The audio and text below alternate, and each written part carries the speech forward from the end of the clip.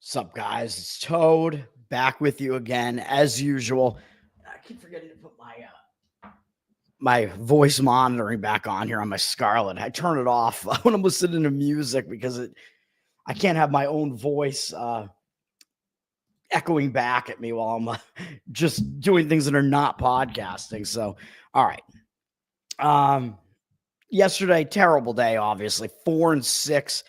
I would have gone 4-3 if I didn't push and add those additional 3 plays. Every single one of them lost.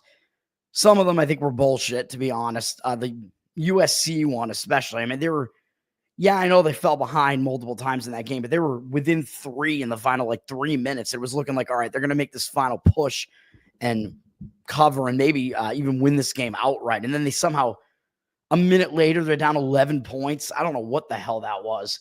And then Tampa Bay Lightning, I think that one should have gotten there. That was not my additional hockey play that I added, but the Lightning should have probably gotten there. I mean, they outshot, who was their opponent in the game? I don't even remember who they were playing in that game, but whoever it was, they outshot them. Let me see real quick. LA Kings, Tampa outshot them in the game. They were winning 1-0 for a while. Then it was 1-1 pretty deep into the third period. And then they wind up losing the game in the end. I mean, what can you even do about that? As a decent, well, not decent, but as a little bit of an underdog price. I mean, you can't really do that much better than that other than winning the game. But I think they outplayed the Kings in many aspects. And then, the 3 plays that I added, well, the other 2 plays that I added just totally bombed. So that was awesome. What can you even do, man? Everything else, I should have gone 4-3 yesterday. I shouldn't have pushed it. Would still have a winning year. Now I have a down year, and we got to get back on track now.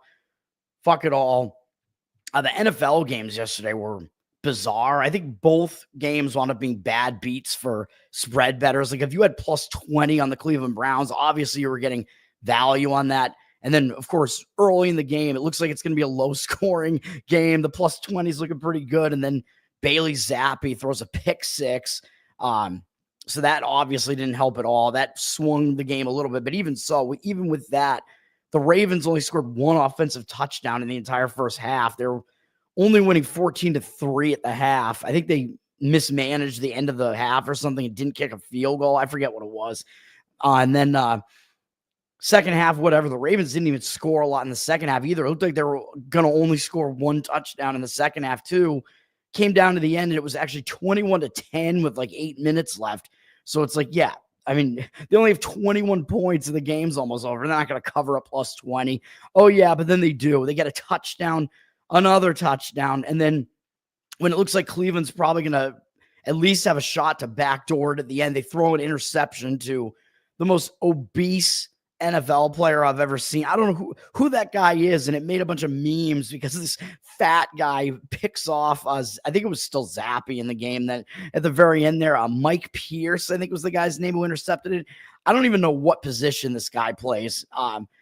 He is obese, and it was hilarious to see him collect an interception there. I don't know what else to say about that. And then if you had the Bengals minus 2.5, even though, like I said, there wasn't really that much line value on that, but it seemed like it was going to be the right side, especially knowing that the Ravens were going to win that first game. The Steelers really didn't have a whole lot to play for, and I don't know why they played their starters for the whole game, but they did.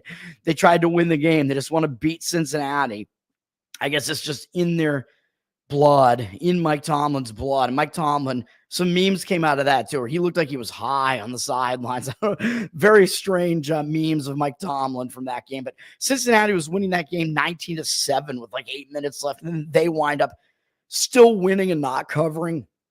And a 2.5, not a lot of games where you'll see a 2.5 be covered by the underdog and the underdog also not win outright. But that's exactly what happened as the Steelers backdoored that cover with a field goal near the end to lose by 2. Absolutely crazy. And they had a couple of really crazy plays, I think, to extend a couple of their drives at the end of the game too. And otherwise, the Steelers wouldn't have even scored that touchdown and that field goal. Let's go to today. I'm done talking about all this other stuff. I got to delete all the banners from yesterday's horrific performance yesterday. Although I do still have my NFL plays for today, which I'm going to throw all of these up. Well, I'll talk about NFL last, I guess, again, just like I usually do. We'll talk about college basketball first here. It's a small college basketball slate. You do have Indiana at Penn State as a decent game to kick off the slate at noon Eastern here. This is a game where Penn State, they've gone up from 5.5 to 8 now. It was 6.5 when I looked last night. So a lot of these college basketball lines, you got to kind of get the overnights and just kind of hope that you're going to get the closing line value, that you're on the side that the market is going to agree with, which sometimes it works out, sometimes it doesn't.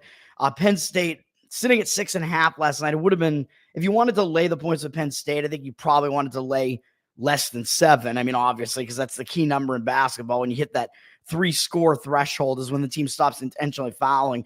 Penn State now up to an 8-point favorite, 76% of tickets, 88% of the cash. This is the type of game, though, where I think the public is going to look at this and think this line is way too high on Penn State. I mean, you got Indiana's only 1 game behind them. Indiana, obviously, is a team that has a lot of name recognition. They've been basically a basketball powerhouse school. But this is a year where I think Indiana's down. I think their record is misleading. I think the spread, at least when it was around 6.5, was actually justified. So I would have only been laying the points at Penn State. I mean, I wouldn't want to do it at 8, really, but Penn State would be the only side that I would look to in this game. I would not want to take the points with Indiana. I think it's one of those games where it's a misleading spread, kind of like the games I talked about yesterday in the SEC with Tennessee and Alabama, and I think there was one other one, whichever ones they were. I think all 3 of them I was correct about. I wasn't correct on Florida, by the way. They completely blew the game. They almost got back in and covered, but did not. Indiana, they faced somewhat of a weak schedule, to be honest, man. I mean, the top team that they played was obviously Gonzaga, and they did not win that game. Other than that, they really have not stepped up much in class, so I would not trust them for that reason either. Penn State has played some more difficult opponents so far. Penn State beat Purdue and played Clemson pretty tough. So Penn State has faced a little bit more of a difficult schedule. They are coming off a pretty big game against Northwestern as well. But again, I think Penn State is the better team. I think the line is mostly justified, at least when it was below 7, it certainly was. Again, that's the only way I would look in that game. I do like the Wagner side because you're looking at a Wagner team in this bad NEC matchup here. Well, for an NEC matchup, I guess this isn't that bad between Wagner and Fairleigh Dickinson, who everybody remembers is that team that upset Purdue. But Fairleigh Dickinson, very bad team. They were a bad team then, and they're an even worse team right now. But Wagner's coming off a really horrendous loss to Chicago State, who I believe only had 1 win, and they may have not even had any Division I wins yet, and they upset Wagner as a 9.5-point underdog. Wagner should be in a bounce-back spot after that, I would have to imagine. So there would be the only way I would look in this game. And Fairleigh Dickinson's coming off actually a pretty tough performance at BC. So they stepped up in class and played BC to within 8 points, even though the game wasn't really that close. BC kind of probably just started packing it in early, and Fairleigh Dickinson actually clawed back into the game and made it close. They got back to within 4 in the final minute of the game, so gave BC maybe a little bit of a scare there. Put in a full effort against an ACC opponent and didn't go away. So Wagner, I believe, is the right side in this game, but this line has gone too far as well. It's gone up from Wagner, 1-point favorite, 1.5 up to 4. Now it was 2.5 on the overnight. I probably would have cut it off at around 2.5, maybe 3 if I wanted to actually play Wagner. But again, still that would be the only side that I would look to in that game would be Wagner.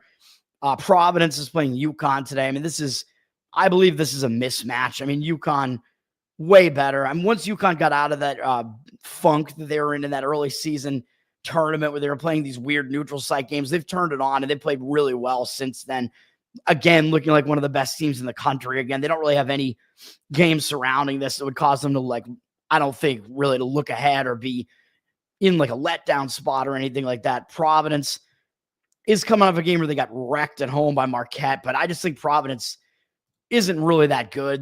They're probably a bit down this year as well. So UConn probably should be able to do it in this game, but UConn's laying 13.5, and they are public. 76% of tickets, 57% of the cash is on Providence, though. So it is looking like a line where the money actually may be coming in and taking the points with Providence, but you're not going to find me trying to do that. And Northwestern is facing Purdue. This is actually kind of an interesting one. Number 20, Purdue. We know Purdue doesn't have Zach Edey anymore, even though still a good team, and they do have the guards that they had last year. Purdue they're not really in a spot where I think that they necessarily get caught or anything like that. And they've played a pretty difficult schedule so far. So Purdue, definitely a legit team. Northwestern, pretty good as well, though. And I think maybe flying under the radar a little bit. And they're coming off that loss to Penn State. And maybe they were looking ahead to this a little bit, but also that was a big game as well. But are you really going to knock them for losing by 4 to a Penn State team that I actually think is quite good and flying under the radar? I'm not going to knock them for that. Purdue's down from 8-7 in this game. The public looks like they will come in on Purdue because it is Purdue. 67% of tickets, 69% of the cash. But it looks like there has been some movement against Purdue on the Northwestern side. So some other money may be thinking that Northwestern may show up and have a competitive game in this one. It wouldn't shock me if they did. I'm not going to bank on it, obviously.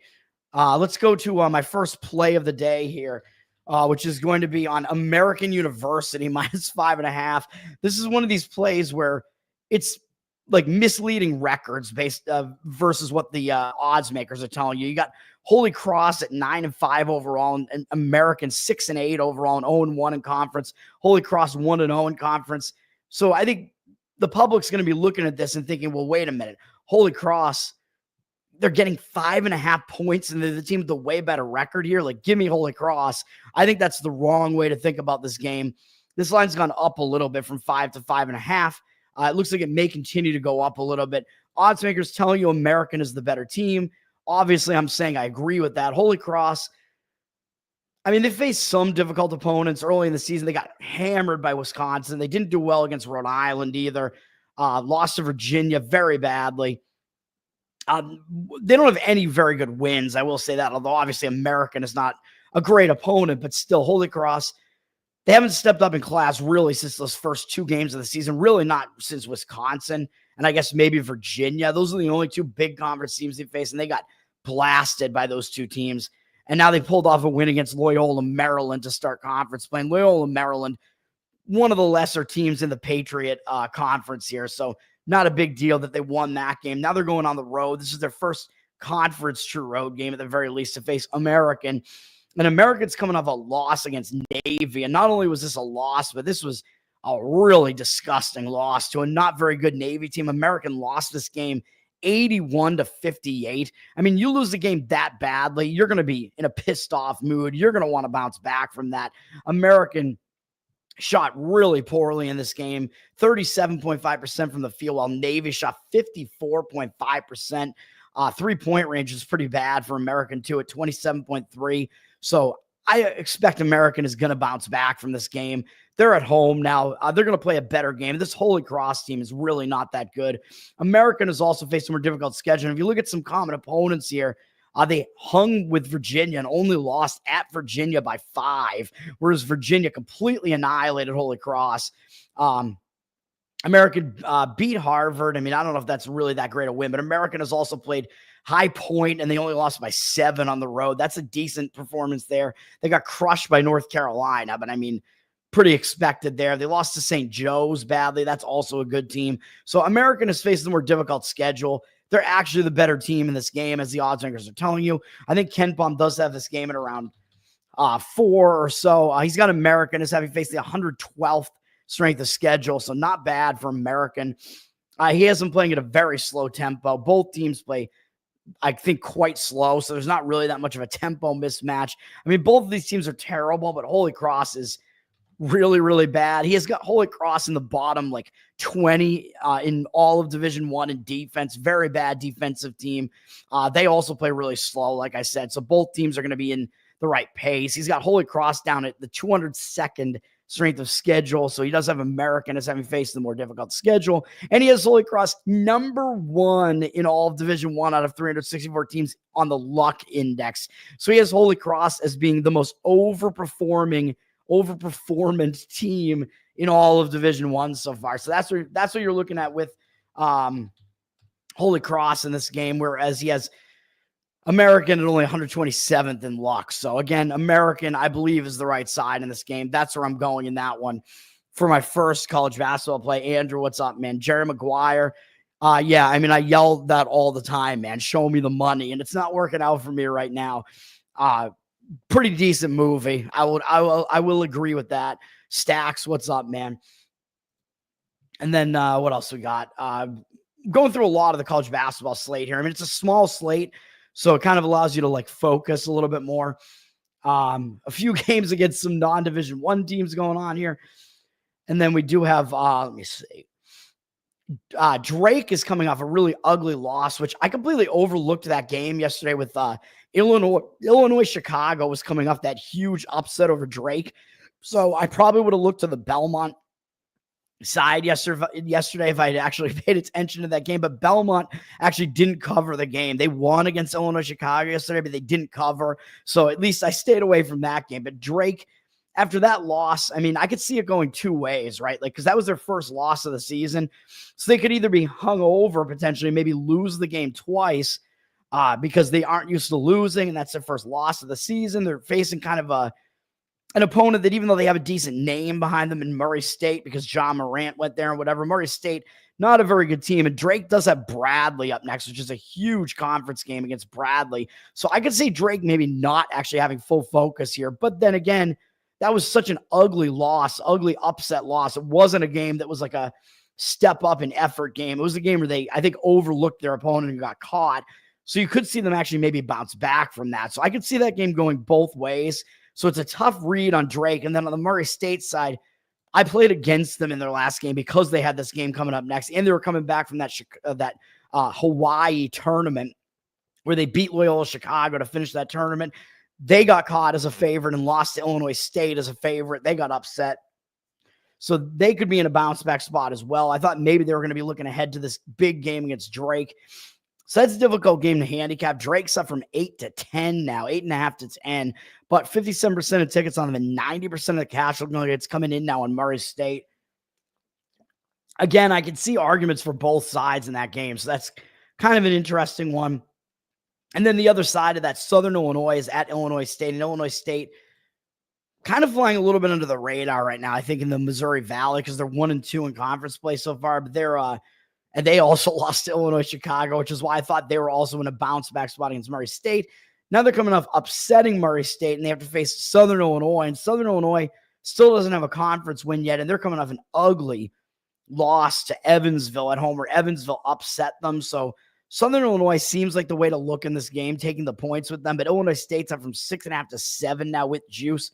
But if I was going to play this game, I would only look towards taking the points with Southern Illinois there, which I'm not going to do.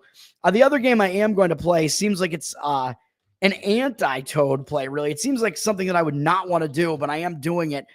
I'm going to join the public, basically, in this game. Kansas minus 5.5 is my other actual college basketball play today. They're sitting, actually, you might be able to get them at 5 now. And it looks like money is coming in on UCF. I don't agree with the UCF side here. 54% of tickets are on UCF and 69% of the cash. So it looks like money is coming in on UCF, but I don't think I agree with it. And I know UCF is new to this conference, so it is a weird travel spot for Kansas, but I do believe they at least did it last year. Let me just confirm that, because UCF was in their conference last year, I believe, right? Yeah, so they went to UCF, and they actually lost at UCF last year. So they might remember that, because Kansas didn't have that many losses last year, and they went in and lost last year and got caught there. So maybe Kansas will kind of remember that, and maybe they'll at least be more used to the travel spot now. But the spot that Kansas is in, man, they haven't played for like 5 days now. They haven't played since New Year's Eve, and they lost to West Virginia as a big home favorite. So I actually think Kansas State is in a bounce back spot. And I think it's going to be good for them to actually have a lot of time off to overcome that loss, get out of there, stop thinking about it, and just focus, man. I think they're in a bounce back spot, whereas UCF, I don't like the spot that they're in. They just upset Texas Tech, huge upset on the road, and that was also on New Year's Eve. But the difference here is that they went into this extended time off with 6 wins in a row. So I think this is a momentum stopping spot for UCF, man. When you're on a roll like that and you're winning, you don't want to stop playing. You want to play through and you want to keep playing. And they went into this like New Year's break here on that huge roll and going into it, culminating in a huge upset of Texas Tech as a 13.5-point underdog in this game. And this is a game where UCF was winning the entire game, and then Texas Tech didn't go away and got really close at the end and almost came all the way back to beat UCF. UCF shot pretty ridiculously in the game, 43.5% from three-point range. I don't see that continuing really. Texas Tech, miserable from three-point range in the game, 18.8%. So other than that, Texas Tech really kind of outplayed them in some of the statistical categories there. So I actually think this is going to be a letdown spot for UCF, even though I know it's not really going to be a letdown spot when Kansas is coming into your place, but you're going to get a Kansas team that's the better team, and they're not going to, I don't think they're going to overlook UCF this time and in a spot like this where they're coming off a loss. So I think the play is Kansas in this game, man. So as much as I don't want to play in a team that's probably a little bit too public, that's what I am doing in that game, laying the points with Kansas. I'm adapting, man. I'm Toad. I'm almost like a chameleon, even though that's a different animal. I'm some sort of amphibian that's adapting to my environment. And then we do have Maryland at Oregon. This is interesting as well. Maryland just went out to Washington. I probably should have played Washington in this game, to be honest, because this is one of these weird new Big Ten spots where Maryland is having to go from the East Coast out to the West Coast. And that was also a game that was late at night. So that was a game that was really going to fuck with an East Coast team's biological clock when they're really not used to playing out on the Pacific Coast. I hate these conference realignments, man. Just very weird. But it sets up good spots to bet. So Maryland was in a bad spot there. But again, now they're playing in another unfamiliar venue at Oregon. So I don't really think this is going to be a bounce back spot for Maryland. And Oregon, I know they're coming off a tough game against Illinois, but they lost that game pretty badly by 32 points, even though I know it was to a pretty good Illinois team. But if you lose by 32 to basically anybody, I think you're going to be angry and you're going to play in your next game. You're going to want to bounce back from it. The money looks like it did come in Oregon to drive it up from 2.5 to 4.5, but now it looks like it's shifting back to the other side. Of course, the public is probably going to come in on Oregon as well, as they're like a top 10 ranked team right now, which they're probably a little bit overranked, although they're not a bad team.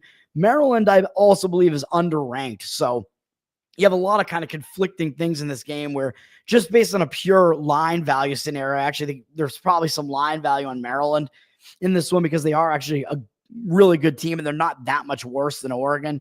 81% of the tickets on Oregon and only 71% of the cash. Ken Baum actually might even have Maryland as the better of the two teams. Let me look. Does he? I don't know. Where are they at? Maryland, where are you? Yeah, he has Maryland ranked one spot ahead of Oregon right now. So Oregon a little bit overrated and Maryland kind of flying under the radar a little bit. So difficult read in that game. And then the other game, the other side of that game, the Illinois-Oregon game and Maryland-Washington, those opponents are all flip-flopping. So now Illinois is going to Washington, and Illinois just pulled off that huge win against Oregon. So I think this is a bad spot for Illinois coming off of that. They're going to another unfamiliar environment, having to go up to Seattle, coming off a huge win. And for Illinois, I'm not going to say that was like the legitimizer game for them, but it was probably their biggest win of the season so far. They beat a top 10 team. I mean, they had another really big win against Wisconsin. But other than that, this is a really massive win, actually. And now they're going up to Seattle to play Washington, laying a lot of points to Washington here. Washington coming off a big win as well against Maryland, man. So I don't know. They do have Michigan State up next. So I lean Washington in the game. I do like the Washington side. Illinois is down from 8 to 7.5. 68% of the tickets, 95% of the cash on Washington. I won't quite get there with this one, although it does seem like it is a spot where the only move would be to fade Illinois. But Washington also coming off a nice big upset win at home. So I'll pass on the game, but I like the taking the points with Washington in that one if I was going to play that game. That's it for that. For men's college basketball, let's move over to the NHL, where I do I have a play in the? Yeah, I have one play in the NHL. I don't know what to say about the NHL, man. I can give you a couple of market reads here. It looks like the Rangers down from minus 145 to minus 128. 52% of tickets on the public still coming in on the Rangers, even though the Rangers have been playing pretty bad hockey for a while now. They don't want anything to do with Chicago, even though Chicago just won and broke their loss streak. For me, by the way, I won on that Chicago game against Montreal. Chicago's got 89% of the money, so it looks like strong market indicators, money percentage on Chicago, line moving down on the New York Rangers, and being able to take Chicago at an underdog price looks like it is the right side here. Rangers are into back-to-back, so they did play yesterday and lost to Washington pretty badly, 7-4, but still a big, step up opponent against Washington. And now the Rangers have no time off, having to turn around and play again right away and go to Chicago from Washington. So Rangers, not a good rest spot. I mean, they have no rest here and they're having to travel. So that's part of the reason why I think the money is coming in Chicago. But Chicago did also break their loss streak. So they may have some newfound momentum here coming into this game. So I agree with Chicago in this one, but I don't think it's strong enough for me to want to actually do it. And then I don't know what else I even want to talk about. None of the rest of these games are even really that interesting, to be honest.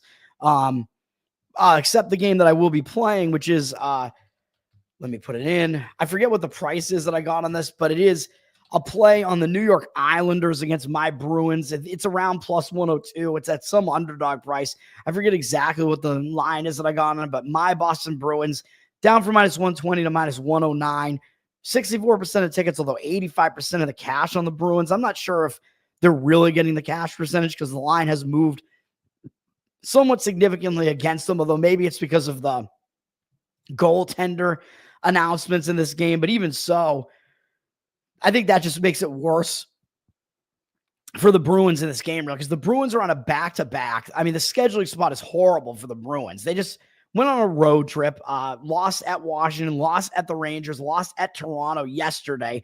Now they're coming back home with no days off, playing a third game in 4 days, all in different cities, to face the Islanders, who they just beat back in New York. They beat the Islanders last time they played them on November 27th, beat them badly 6-3. So they might actually overlook the Islanders for that reason.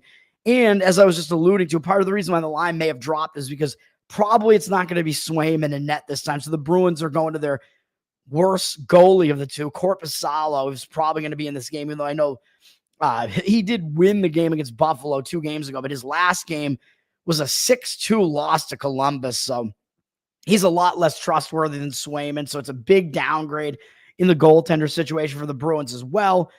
All around, this is a bad spot. And they might look past the Islanders as well and look to Edmonton, who's a big opponent, coming up next in a couple of days. And then Tampa, Florida, Tampa again. So much bigger opponents than the Islanders coming up after this. And they are coming off a game against an original 6 team, man, which is a big game against the Toronto Maple Leafs here. And that was a game where it was a 1-goal game until an empty net from Austin Matthews right at the end. Austin Matthews had been hurt again, and he came back again there.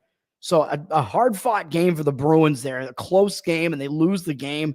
I mean, it's basically a sandwich spot for the Bruins, and with no rest and returning home from a road trip. Although I think the road trip return isn't as bad as it could be. I mean, it would be worse if it was a long road trip and they hadn't been at home for a longer period of time, although they still haven't been home for almost a week at this point. So again, you return home, you do have stuff to do at home, and you might get a little bit distracted by that. Although the distraction is actually less so when you're playing through and you don't have any time off, because if you have a day off or something, we found this out looking at Major League Baseball.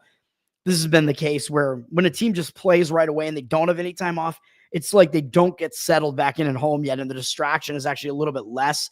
So maybe that would help the Bruins a little bit, but I just don't really see it. And I think the perception of this game is going to be like, oh, well, the Bruins are the better team in this game, and they're returning home from an awful road trip, so they're going to finally bounce back now that they're at home, right? But that's not really the way that it works, man. This is a very bad spot for the Bruins. And for the Islanders, I expect the Islanders to show up in this game, and they have a lot of rest, man. They haven't played since January 2nd, where they also lost to Toronto. They lost twice in a row to Toronto, but they went into a little bit of extra break here on a 3-game loss streak. So I think this is going to be good for them. It's going to help them break that losing momentum. And not only that, but they're going out on the road to start a road trip. And you usually are focused in that first game of a road trip because you want to get that road trip off on the right foot. And this is their only game in a long span, man, basically like a week span. They're playing just this game kind of isolated with a few days off after this too. So you're getting the way more rested team in the Islanders. The Islanders probably know the Bruins came into their place the other time they played this year and wrecked them. So the Islanders probably will want this game. They have a huge rest advantage in this game, like I said. And yeah, everything I just said, basically it all lines up on the Islanders for me. So give me the Islanders as a small underdog price in that one. The Red Wings suck. Yeah, they're not playing very good hockey, man. Hockey is fun to pay attention to nonetheless, though. I won on the Red Wings. There was a spot that I played them on not too long ago, so we had a decent spot from them. Let's go over to NBA. This NBA game, I mean, obviously the big game today is my Boston Celtics playing at the Oklahoma City Thunder. A lot of people are going to hail this as a finals preview, and it very well may be. I mean, I think you are getting the best team in the East versus the best team in the West here. Thunder down from 2 to 1.5. 75% of the cash, though, on the Thunder, with the public coming in on the Celtics a little bit to the tune of 59%, even though the Thunder are the team that have the better record. I think the public just kind of trusts the returning champs a little bit more, I guess. Celtics have been surprising me, man, and playing pretty well on this road trip. I mean, it really seems like the Celtics, when they play their worst games, it's always as like a big home favorite pretty much for the Celtics, or as like a big favorite where they like overlook their opponent. Whenever they face like a big opponent, they show up for the game. And it's like, if they lose, it's like a close, hard fought battle basically against a good team. The games where they really don't play well are games where they just don't show up at all and overlook an inferior opponent. So I think you're going to get a full effort out of the Celtics in this one. They've been surprising me and playing well on this road trip. Like I just said, beating Minnesota and Houston. Nice wins there. And Jaylen Brown was actually out in this game against Houston. He was injured. So you have to pay attention to that situation and see if he is coming back in this game. I don't think it's a huge like injured player theory scenario or anything like that, because the Celtics are so stacked that it's like losing and getting back one star player when they basically have an all-star lineup doesn't matter as much for the Celtics, I don't think. And they did house Houston in that game, although they may be feeling a little bit cocky coming out of that. And they're not going to overlook Oklahoma City, but with the Celtics coming off just such a blowout win over their former coach, Udoka, nonetheless, I mean, I would probably agree with the market here and slightly lean to Oklahoma City in this game. Not by a whole lot, but the Celtics just look a little bit maybe too good right now, even though I still think they are the best team in the NBA. Oklahoma City is not that far behind them. Probably is the second best team. And this is not a playoff game. This is a regular season game, even though it will be a playoff environment. Oklahoma City has not lost a game since the in-season tournament final on December 17th. Since returning to basically regular season play, they haven't lost a game, although they faced a lot of weak opponents in there too. A few good ones too. And they're coming off a nice win over the New York Knicks. The Knicks are starting to turn it on, and they are absolutely a good team. So Oklahoma City has to face the Knicks, Boston, and Cleveland, and then the Knicks again, all in a row. So a difficult stretch of games where they probably aren't going to win every single one of these games, but I do kind of tend to think that Oklahoma City is going to win this game. I mean, they have the momentum here. They're not traveling. Both teams are facing a third game in 4 days, but the Celtics are doing it having to travel to different cities for every game. So it's a little bit more difficult for the Celtics in this game. So slight lean to Oklahoma City in that one. The Cavs, I think, are in a very bad spot, but do I want to come in and try to play one of the worst teams in the NBA in the Charlotte Hornets in a game that could be a mismatch to such a degree that it doesn't even matter that the Cavs are in a bad spot? I don't want to do it, unfortunately, because if the Cavs are playing some like more competitive team, I'd probably be jumping in and fading the Cavs here. The only reason I'm talking about this game is because I do think it's a bad spot for the Cavs. They're returning home from a road trip they've been on since December 27th. They swept the road trip, going out to the to Elevation and to the West Coast and to Dallas. They beat Denver, Golden State, the Lakers, and Dallas. Huge road trip there for Cleveland, sweeping the road trip. The returning home, which I say is always a distracted spot. And I think it's even worse when you had a great road trip like this, and now you're returning home and you have to be bothered with family life again. It can really disrupt that momentum that you have going on, man. So it is a bad spot for Cleveland for sure. And they have Oklahoma City coming up next on Wednesday. So it is also a look ahead spot. And coming off beating the returning Western Conference champs, this has sandwich spot written all over it. So there's absolutely no way that I would play Cleveland here, but I just don't think I could do it, man. Charlotte is just such a bad team. I don't think I could do it. They're mired in this crazy loss streak. So you'd be jumping in front of two trains here, where Charlotte is on this giant losing streak. Cleveland is on this huge win streak, although Charlotte has come within the number in many of these games, actually. But Charlotte did just actually host Oklahoma City, only lose by 12, which wasn't that bad of a loss for them. So I don't know, man. Tough game, but the situation is definitely horrible for the Cavs. They're up from 15 to 15 and a half, though. 62% of tickets and only 51% of the cash on the Hornets. So it's looking like the Hornets are a public underdog. I don't think I buy that at all. I mean, what public bettor is going to look at this game and play the Hornets, even though it is a huge number? I don't think that's actually what's happening there, but I'm going to stay away from that. The Celtics, yeah, I know it's obviously the term is Celts, the Celtics. I don't know, man. That's just what the name has been the whole time. It's been the Celtics. I don't know what to tell you. I don't know if it was just like a New England dialect type of thing, which even that's kind of strange because there are so many Irish people in Boston. So I don't know. I don't know why, but that's just the way it's always been pronounced. And that is what it is. And then you do even have like Irish. There's an Irish soccer team called Celtic Football Club as well. So I don't know. And they pronounce it the right way, Celtic. What else did I want to say? I will point out the Magic, by the way. They're in a crazy injury spot now where, they're without Banchero, they're without Wagner, so they're down their top two players, and their best player besides those two is Suggs, and he got hurt yesterday, so he's not going to play in this game today. This Magic team, so they're without all three of them in this game against the Jazz, and they're laying 6 to the Jazz, 83% of tickets and only 77% of the cash on the Magic. Public probably just fading the Jazz. I don't think it's them playing on the Magic here, but I would be very careful with this game. I mean, I don't want to touch this game at all, but Magic, an extremely depleted team right now, and it looks like they're going to get Banchero back tomorrow, so it might be a spot where you may want to fade the Magic tomorrow. It's going to be the return.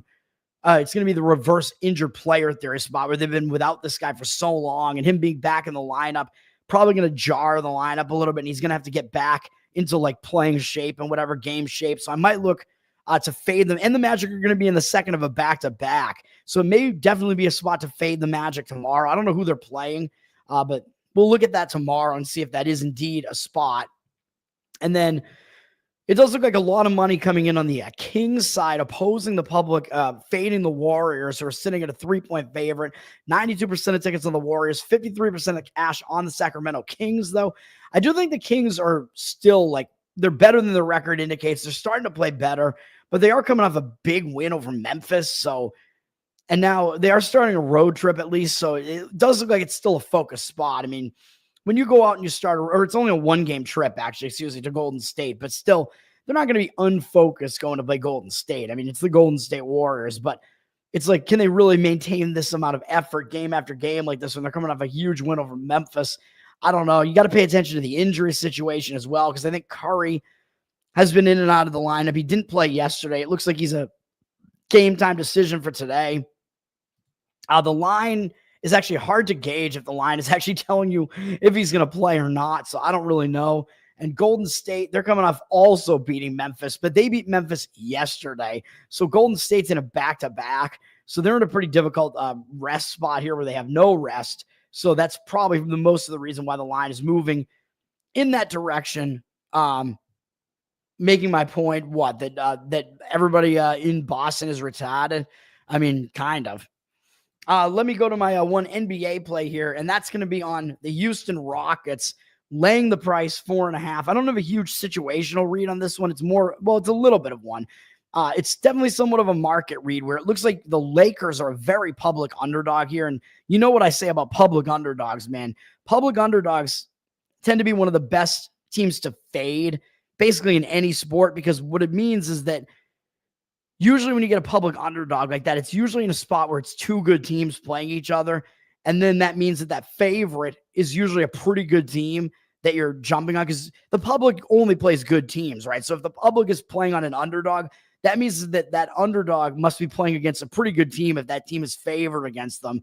So you know that you're playing a good team when you do something like this.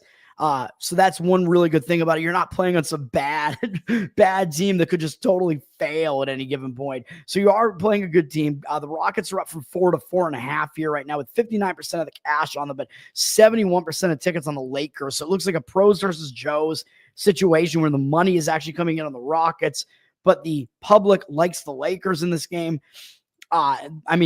Basically, they're saying, oh, this is LeBron getting points, even though Houston does have a record that's like 2 games better than the Lakers or something. It's like the public just wants to keep playing on LeBron, and they see LeBron as an underdog, and they just come in and they want to play LeBron. I'm not totally seeing it, man, even though I know this is the start of a 2-game road trip, going to Texas for LA here. But LA coming off a nice win over the Atlanta Hawks there. Now they're having to go to Houston, and they do have Dallas up next. And I do think that if they're going to be focused more on one of these 2 games, I do still think it's going to be Dallas, because the Dallas are the Western Conference champs from last year, even though Dallas doesn't have Luka right now. I think Dallas is actually the team that draws your focus a little bit more. Houston's still a team that's kind of like on the rise that people aren't completely, I don't think, taking seriously, although the Celtics did take them seriously. But Houston, yeah, they're coming off that big step-up game against the Celtics, but they were coming off beating Dallas like pretty significantly. So that was a big win for Houston as well. So they might have been feeling a little bit cocky coming into that game against Boston. Boston blew them out, but now they don't have anything up next after this win. So Houston's coming off a blowout loss. So even though it was to Boston, you got to think Houston's going to be focused coming off that loss. I mean, you're an NBA team. You don't want to lose like that to anybody, man.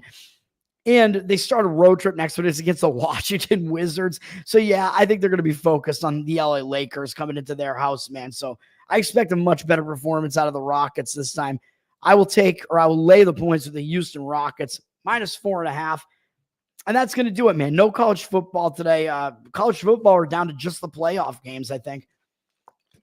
Playoffs resume on Thursday, and then I think the championship is like a week after that. I think you have to wait until like January 20th now for the championship or something like that. So that kind of sucks, and it's going to be in the middle of NFL playoffs, but whatever. NFL today, by the way, I do still have 3 plays in the NFL, which I gave out on my NFL show. So you can go check that out. Basically, all my handicapping still stands, but I will actually mention a few changes. But I do have Chicago +10. I think you can still get the +10. You can go see my analysis on that. And I have Dallas. I mentioned that you could wait on Dallas, and you may be able to get the full touchdown on Dallas, and it is out there now. Dallas +7. I think you can get that. I still like Dallas at +6.5, but the 7 obviously is key in football. So Dallas +7 is out there. I was able to get that. And then Arizona, I played at -4, but I believe you can only get -4.5. And I know it's a little bit of a steep price for Arizona, but I do think the spot calls for it. So those are my plays there. It's basically, I think you're just playing against teams that shot their wad in the previous game, and now they don't have a whole lot to play for in this game, which is Green Bay. I think they're basically just looking ahead to the playoffs at this point, man, even though I know Green Bay and Washington, they could shift, like they could jockey between the 5th and the 6th seeds. I don't even think they care that much about that. Green Bay just came off a really tough game against the Vikings. So, and they have the playoffs up next. So it looks like a sandwich spot to me. And the Bears have extra rest, having played last Thursday, and they played really bad. Everybody saw it in prime time. Their home crowd was booing them. They lost 6-3 in a horrendous game. So nobody's going to want the Bears here, but the Bears played competitively against the Packers the other time they played, and I won money on that one. The Bears have stepped it up in most of their divisional games. And to finish the season, I think the Bears are going to show up in this game, man. They're playing with a rookie quarterback. They want to play well for him for once. I'm pretty sure they do. And, they're finishing the season out here, getting a lot of points in this game. And it's a game where the Packers' motivation is going to be questionable. And you might even see them start resting starters in this game. So I'm taking the points of the Bears in that one. The analysis on the Commanders or Redskins, I should call them the Redskins, versus the Cowboys is kind of similar. And by the way, I don't like the way the line looks on the Packers, 87% of the tickets, but 90% of the cash. But again, they're very public. So I think fading the public does make sense there. Washington's got 81% of tickets and only 60% of the cash. So the money, since the line has gone up, looks like it is coming in on the Dallas side. I think this line has gone way too far. I think you're paying extra for both Green Bay and Washington here. Washington, they just played 2 big games in a row, man, where they upset the Philadelphia Eagles. Then they won in prime time, in overtime, against the Atlanta Falcons. So Washington's on a little bit of a short week because they played a night game. I think it was Sunday night, though, against the Falcons.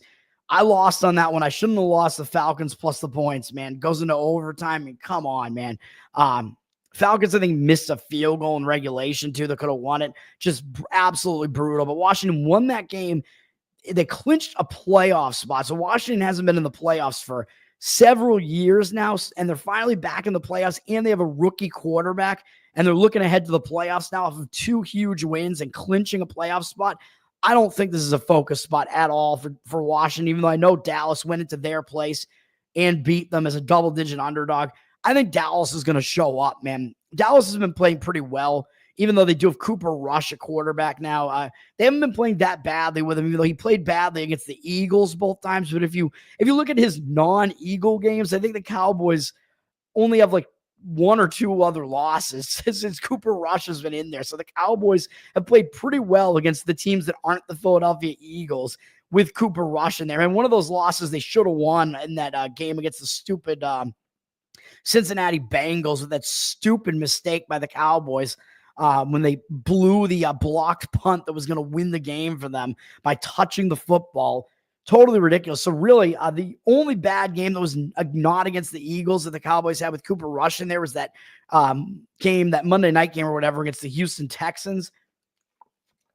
So, I mean, I like the Cowboys to show up in this one. They've been playing hard. It's their final home game. So, and they got Washington coming in. I think they want to play well to finish the season, man. And, you know, these guys, again, they're playing for their jobs. I think Mike McCarthy is coaching for his job. So I expect a big effort for the Cowboys in that one. And I don't think Washington's going to care about that one. I don't usually go through my full analysis again, but I am here. And then the other game I had was Arizona. Like I said, 49ers, I think we know they shot their wad last week, man. And they're on a short week. They just played on Monday night, almost beat the Detroit Lions. That was a huge game for the 49ers, man. I don't think they're going to show up here. I expect them to pack it in. They're a very injured team right now as well. It looks like Brock Purdy is not even going to play in this game either, so it doesn't look good for them. And I expect the Cardinals to show up in this one to at least give their fans something in their final home game here. Cardinals last played on Saturday, so they have extra rest, and they lost to the Rams, and that was another ugly game that was on national TV where people saw it, and they saw the Cardinals lose 13-9. So to me, I don't even see the public being on the Cardinals in this game, even though it looks like they are. I guess 60% of tickets and only 55% of the cash. And I'm not sure that I even buy that, because in like Pigskin Pick'em and stuff, it looks like the public pick percentage is sort of leaning to the 49ers in this game. So I'm not sure I quite buy that. This is a week, man, where the public kind of ignores like the personnel situations in some games. So you have to take that into account, even though usually that means it's basically because that team has nothing to play for. And the public, even though the line moves way against that team, it's almost like the line still doesn't even move enough, even though it looks like you're not even getting line value a lot of times on that other team. A lot of times that team does still wind up covering that number. So you get a lot of weird situations in week 18, man. But again, I think, yeah, you're looking at the Cardinals team that has that's on more rest here. And the 49ers have not done well against mobile quarterbacks like Kyler Murray. Kyler Murray beat them already once this year. And the 49ers have not played well against the other mobile quarterbacks. They don't defend well against it. So give me the Cardinals in that one. And the updates that I was going to give you are that it seems like the Patriots are actually going to play Drake May in this game. I know there was some talk about it being Joe Milton this time because Drake May got hurt against the Chargers, but he did come back almost immediately in that game. So it looks like it will still be Drake May. And if Drake May is healthy, I don't see any reason why the Patriots wouldn't play him in this game to try to get another game under his belt, try to get a win against the Bills. But this game's hard to gauge again because, like I said, Josh Allen is going for his consecutive game started streak. So he's definitely going to start the game. And then it's a question of how long is Josh Allen going to play in this game. I still like the Patriots plus the points in this one because I think Josh Allen's going to be out of that game sooner than later. And the Bills have nothing to play for. Amari Cooper's not playing in this game either. Bills are locked into the 2 seed. And then the other change, which I got wrong, is that I believe the Eagles actually aren't even playing Kenny Pickett at quarterback in this game. The Eagles, Jalen Hurts is hurt, so he's not going to play. Let me look at the Eagles here real quick before I get out of here. Jalen Hurts is hurt. Let me see. Where is Philadelphia? Come on, man. Everything's shifted around because Philadelphia is actually a 1 p.m. game, but it got moved into the 1 p.m. slot. I think it was originally going to be like one of the later games. So, yeah, Hurts is hurt, so he's not playing. So the Eagles are going to try to get ready for the playoffs here. Kenny Pickett played last week. I don't know if he's hurt or what the deal is here, but it looks like the Eagles are just resting everybody right now. And Maybe they're just resting Pickett because they think they might need to use him in the playoffs too. And Saquon Barkley, I know he's like 100 yards away from beating Eric Dickerson's like record for the most rushing yards in a season. It seems like he wants to play, but I don't think they're going to do it. I mean, 100 something yards. He's going to have to play the full game to try to actually do that. So I don't think that's going to happen. And Philadelphia's quarterback in this game is going to be Tanner McKee, making his NFL debut, I think. Tanner McKee out of Stanford, 6'6". So he is a giant out there. So I think he's going to actually start this game for the Eagles, and they're just going to see how he does. Basically, we'll see about that. But I do think the Giants are probably the right side in that game. Like I said, the Eagles are locked into the 2 seed as well. So they're resting players. They don't have anything to play for. Giants, at least, are kind of playing for pride at the end of the season and did play well last week. So those are my updates there. That's going to do it for me. One more time, all my plays today in college basketball: American -5.5, Kansas actually it's -5 now for Kansas. Let me update that. I didn't play it yet, but I believe you can get -5. Hockey, Islanders +102. NBA, Houston Rockets -4.5. And NFL, Bears +10. Dallas Cowboys +7. Arizona Cardinals, kid, -4. That's going to do it. I'm not restraining myself. I'm playing too many games again. 7 more plays today. Let's get right back on the winning side with some wins today, man. Fuck yesterday. I'm not adding any more plays. I was going to play on all these ones this time anyway, so let's do it. That's going to do it for me, man. Tower Gang Toad, once again. Thanks for hanging out, guys. I don't love the bet on the Lions. I lean that way, but I think it's a very difficult game to gauge. I still am a naysayer on the Vikings. I don't think that they're a totally legitimate team. So I think this game being such a playoff atmosphere comes down to the experience factor. Although I know the Vikings are like flooding the stadium. Like the Vikings bought up $2 million worth of tickets and they're trying to flood the Lions Stadium. Usually that doesn't work. Like I know Tennessee tried to do that in college football against Ohio State. Yeah, a lot of good that did. But this game is not a mismatch like that game was. So I expect this game is going to be close. I think the Lions will get out of there with the win because I think it's going to come down to the experience factor in a close playoff environment. But we will see. Oh yeah, you mentioned it too. Yeah, I didn't see that comment. Yeah, right. I agree. I don't think that the infiltration is going to do a whole lot, but I think it's going to be a tough game nonetheless. And I think it's going to be a high scoring game as well. If I were to guess, even though I know the public is only going to be taking the over in that game, I think it's still going to be high scoring in that game. Lions have a lot of defensive injuries, man. So, and I think Minnesota's defense is a little bit questionable as well. And there are a lot of good players on both offenses. So anyway, that's going to do it for me. Tower Gang Toad. You can follow me on Twitter. Check out the Tower Gang podcast, patreon.com/Tower Gang, and you get bonus content. You get a whole bunch from us. You get to hang out in a Telegram with us. It's a whole lot of fun, man. So check that out, and let's have a good Sunday, man, and peace out, everybody.